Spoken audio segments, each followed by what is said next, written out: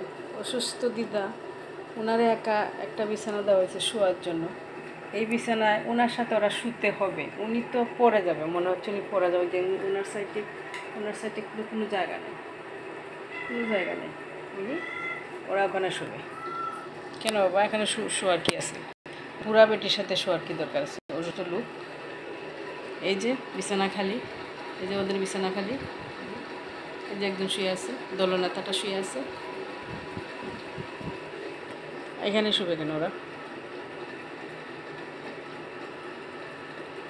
আপনারাই বলেন, এত সব জায়গা থাকতে ওরা এই চিপার মধ্যে শুইছে, তাও একজন দুইজন না, 10-12 জন একসাথে শুইছে।